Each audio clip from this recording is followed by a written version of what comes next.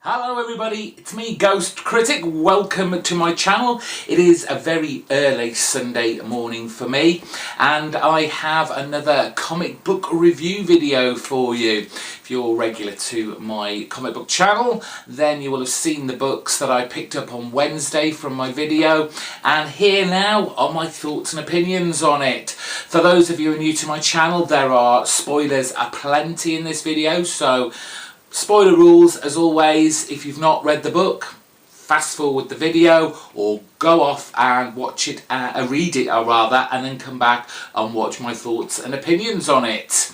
I think it was 6 books this week, and as people who watch my videos know, I kind of do them in least favourite to pick of the week, and right at the bottom of my list, maybe a little harsh, but there was some good stuff out this week for me personally. But the last issue of Mark Millar and Greg Capullo's Reborn, issue number 6, came out this week. Double-sized issue to finish this first book. We'll get onto that a little bit later. And honestly, yes, I've had a lot of fun with this series. It's that kind of mixed genre of fantasy and, I guess, real life. But I felt with this issue, Mark Millar copped out.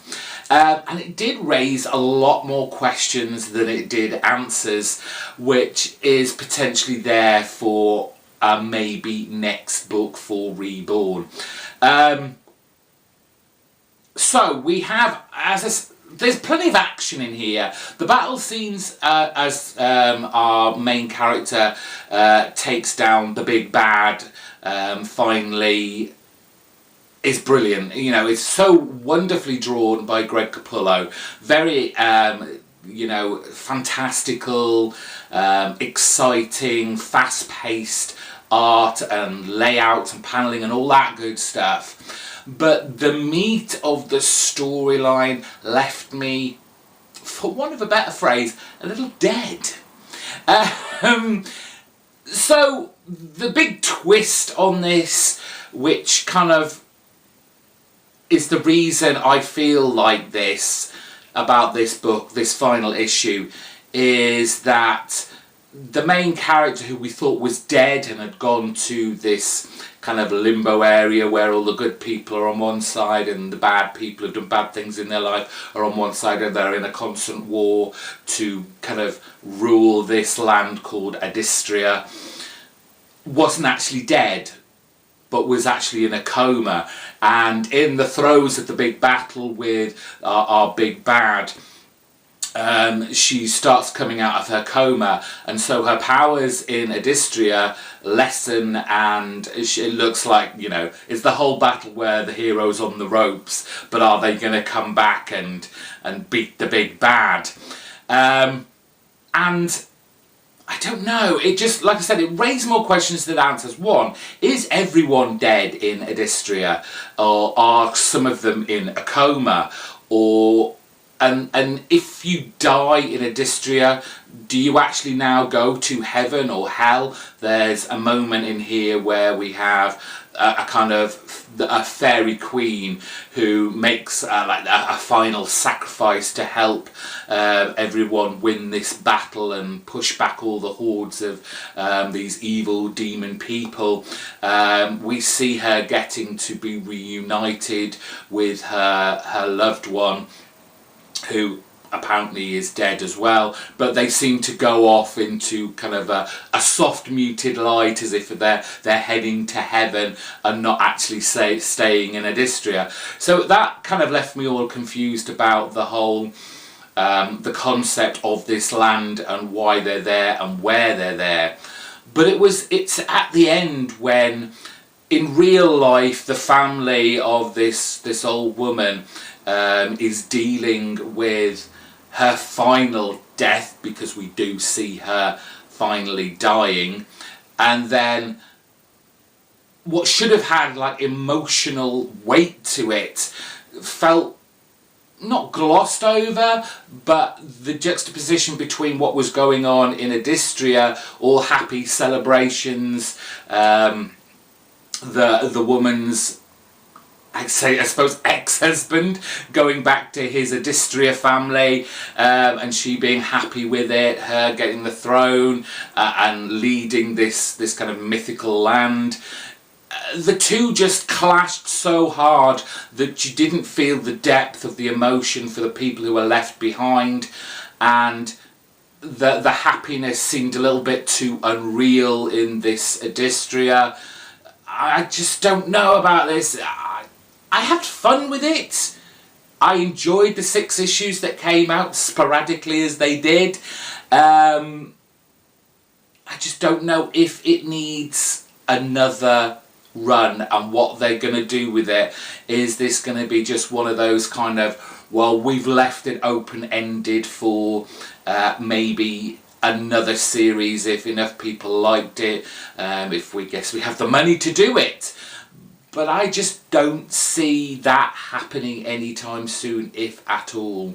I was left pretty numb about the whole thing for this final issue. Will I go back and reread this anytime soon? Probably not. But when I do, again, I'll probably feel exactly the same way. I'll have fun with it. It looks pretty. The story for me just needed a little bit more oomph, I guess, and a little more meaning to the end, rather than this flipping with the coma twist. I didn't enjoy that very much. Battling for that bottom spot, but only just narrowly missing out, was issue 9 of Dark Knight 3, The Master Race. And we're finally here at the end with book issue 9. And it's finale time. But it's kind of finale of what? This book is, again, this is one of those books that come out so sporadically. You're going to forget what's happened in the last issue unless you're one of those people that needs to reread the issue before, which I don't think should ever need to happen. That kind of makes me feel like the book wasn't very good or didn't have that impactful of a cliffhanger at the end of the last issue. To remember how good a comic book is. However, as I said, the solicitations of this has been all over the place. I thought we'd done with the whole invasion of the Krypton people, but I guess I was wrong, as a now younger Batman kind of slims down the herd, so to speak. But it's actually up to Superman at the end to take down the kind of leaders of the Kryptons. And then it was Atom who made the final kind of play to get rid of them all, to avert a big nuclear disaster. And it just got me thinking, no, yes, this is Dark Knight 3. This is meant to be your book about Batman, and yet he has very little to do in the final big battle, how this all kind of finishes and ends up. It's like I've always said about this title. I feel it's been a way for, I don't know, I guess some DC editor has gone, look, this version of Batman is just ridiculously old now. He's on his last legs. We've got to do something to kind of revitalise this franchise, but not take Batman out of that equation. So what they did a couple of issues back, Superman threw him in the Lazarus pit. He is now a younger version of himself. And that is what I think this book has been all about, so that DC can now put up Dark Knight 4, 5, 6, 7 ad infinitum and keep this franchise going. However, as each kind of volume of this has been going on, and I know it's only number 3 here, but the impact of what this book could do and should do lessened with each volume. The very first one was fantastic. It blew a lot of people away. Great storytelling, great vision of a future of an older Batman. Volume 2, I vaguely remember. It wasn't as impactful. It's still the same kind of style, but I don't remember a lot about it. This, again,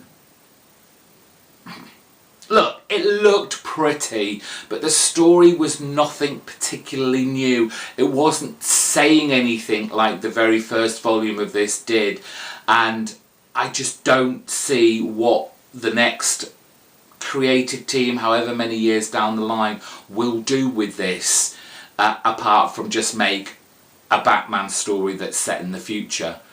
I just don't know.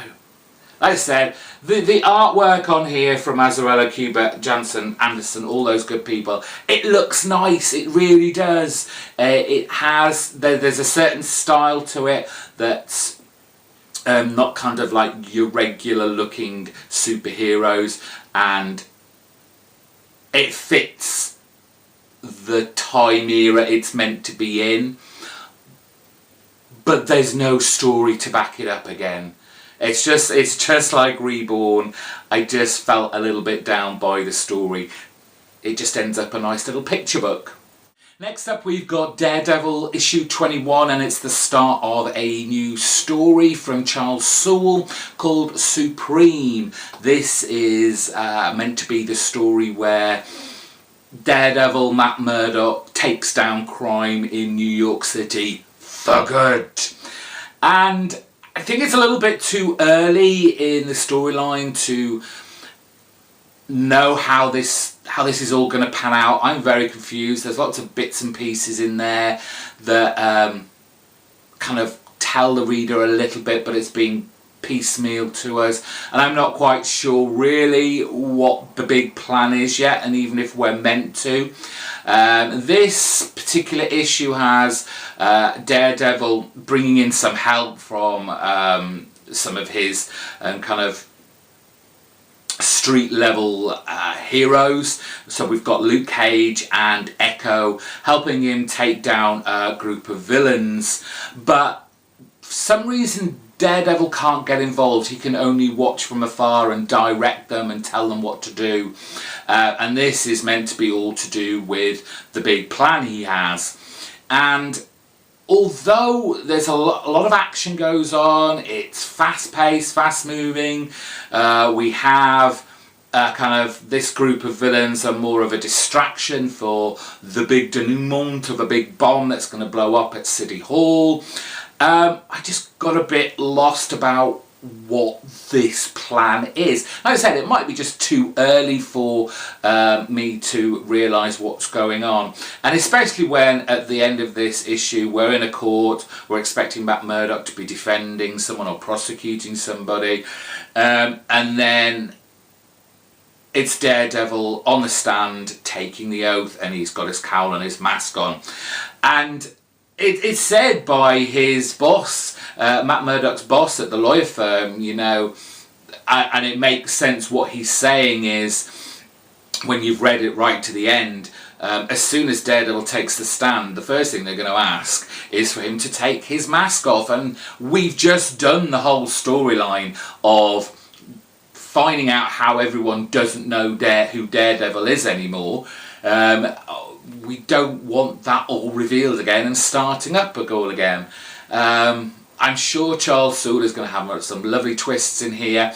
I still have faith that, given his previous storylines, he's going to do really well with this. I've really enjoyed this run of Daredevil, bringing him back to his kind of darker, grittier days. I'm not overly fond of the art style, but still I bear it, I enjoy it. I'm not in love with it, but this is going to be an interesting story that kind of, the storytelling kind of harkens back to the kind of the Bendis days, the Brubaker days, where it's not so much all bright and jolly and big superheroes. It's very much now at street level, where Daredevil belongs and where he's comfortable in.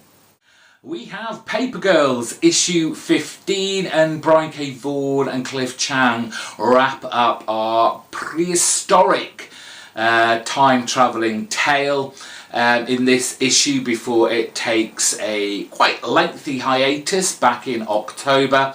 And with we kind of begin this issue as we left the end one, where the cave girl's baby has been stolen by the big cavemen who have got all these future gadgets and space helmets on, and they're going to sacrifice it to what they think, I guess, is a god. But it's up to our girls to come to the rescue. And Brian K. Vaughan starts piecing together lots of things we've seen in the past, in past issues. One of the girls having touched one of the crazy time travelling machines and has seen visions of the future of what I guess what could potentially happen. And with the aid of all these kind of handy electrical items from the future, far-flung future, and this Dr. Braunstein character, they go off to rescue the baby. But it's here that Brian K. Vaughan kind of brings up the ethical quandary about messing with the past. Should they get involved? What would be the effects on the future? But they throw caution to the wind, of course they do. And they manage to save the cave girl's baby, but at a cost. And it's a cost that one of the girls saw in one of her future visions. So how will all this manifest in the future as it's time for the girls to be sent away again?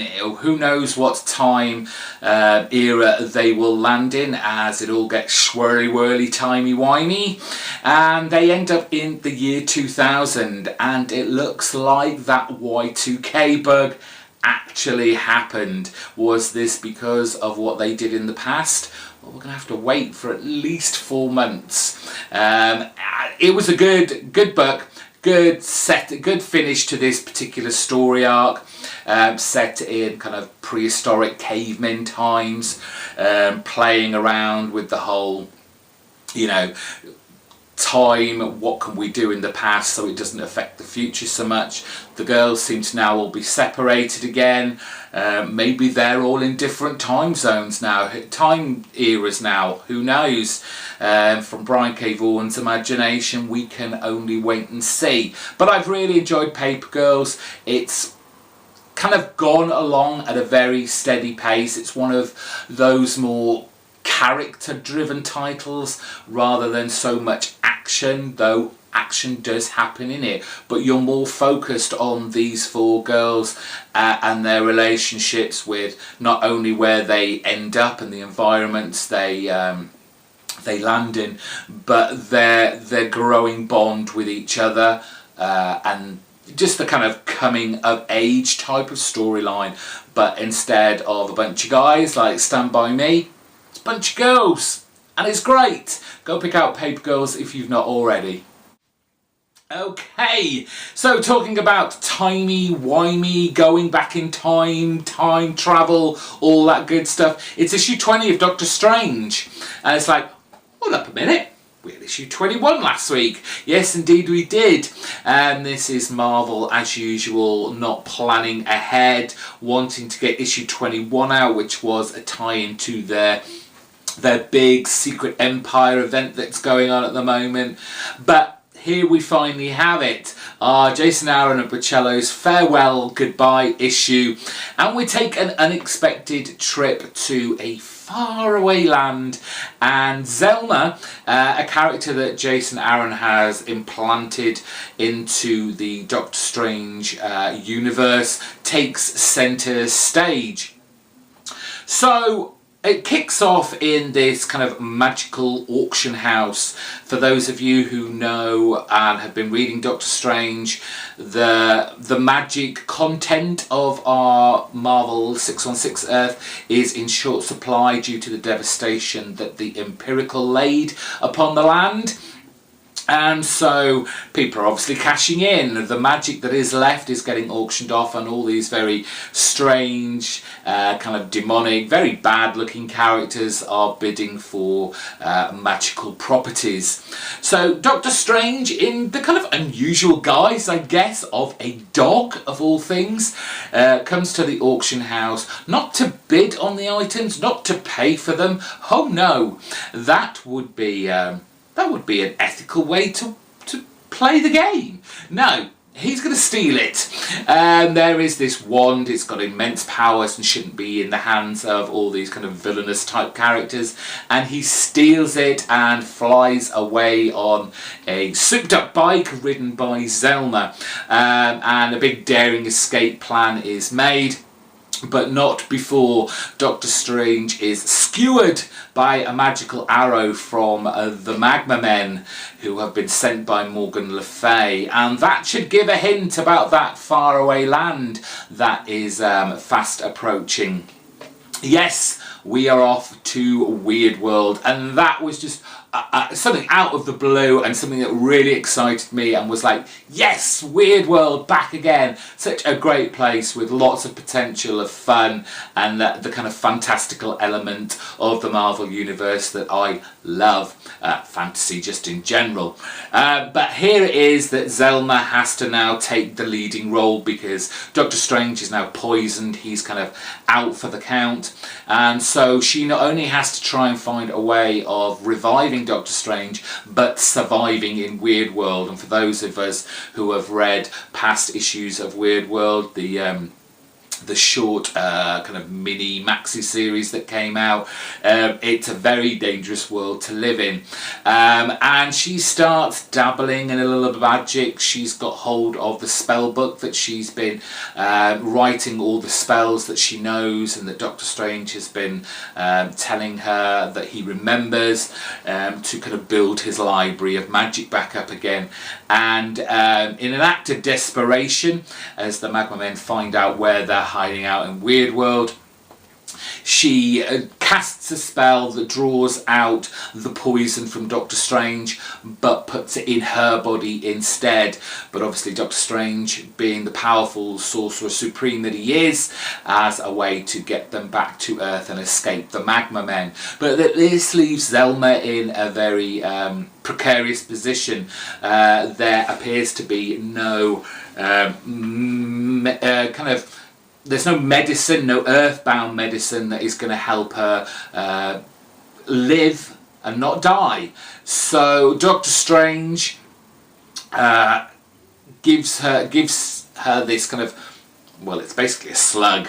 It's a big grub to eat, which will help her and revive her and basically not let her die. But the con of this, the pro, yes, you're going to live, but the con is that now Zelma is firmly implanted in Doctor Strange's magical universe. She can see now everything that Doctor Strange can. Now, in a kind of odd kind of plot twist in this, and while it seems a bit strange, forgive me the pun, it does kind of push this story forward for the next creator of Dennis Hopeless.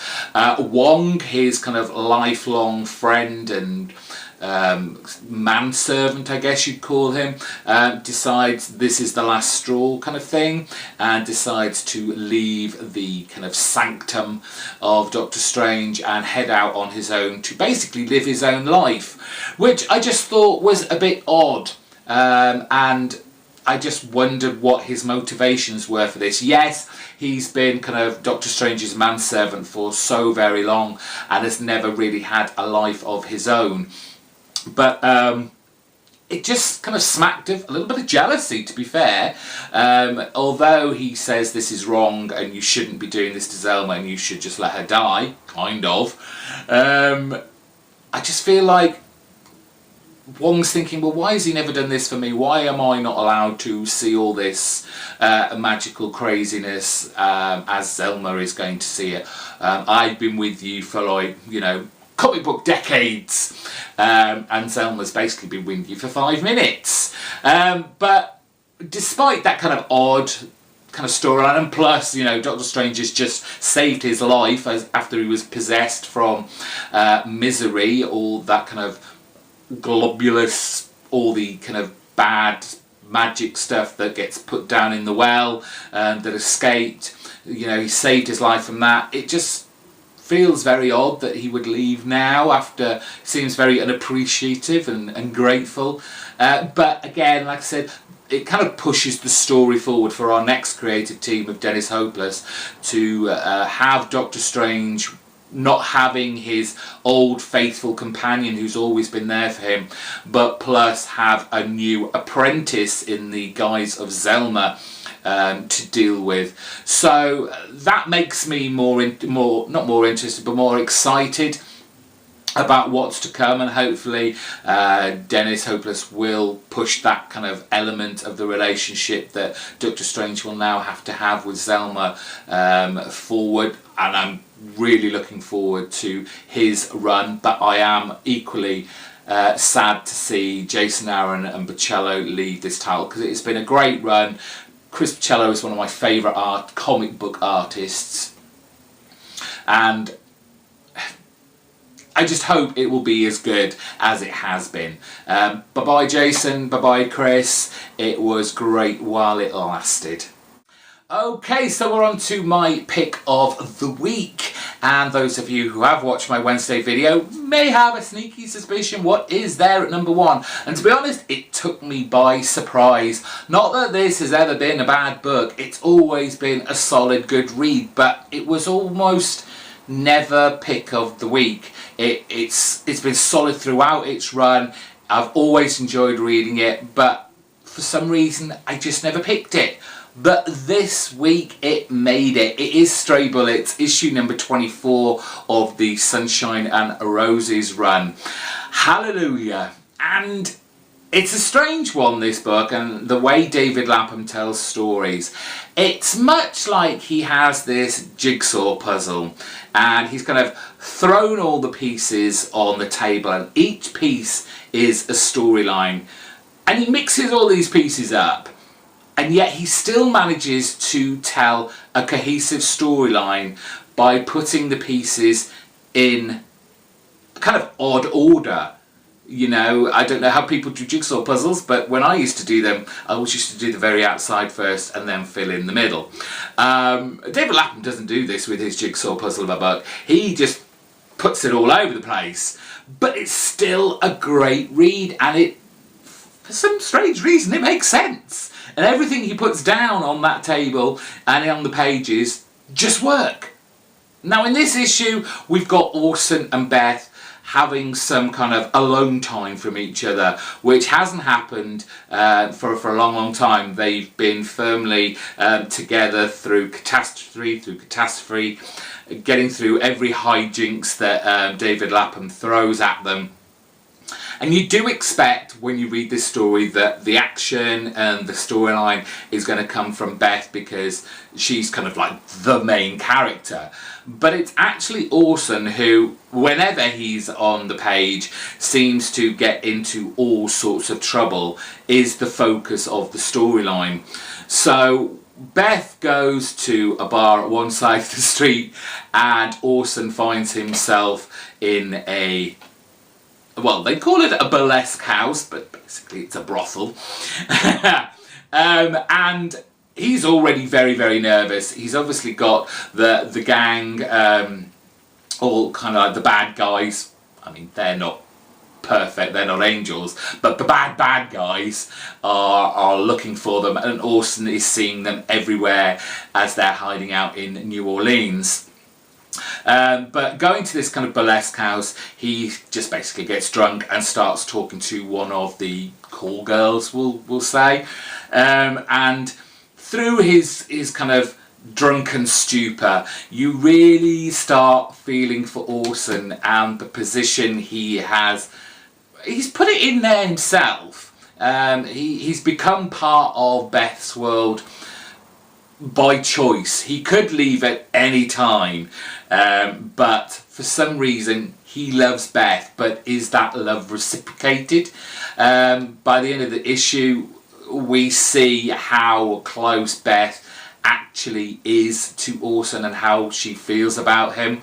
But as I said, wherever Orson goes, trouble happens, and he manages to kill this call girl's kind of ex-stalker boyfriend, burn the burlesque house down, and just basically do all this while absolutely blotto, absolutely drunk to the ceiling. And it's fun and it's stupid and it's silly, but just Lapham has this crazy gift, this crazy creative gift to kind of make something that's ridiculously farcical and unbelievable believable and entertaining at the same time.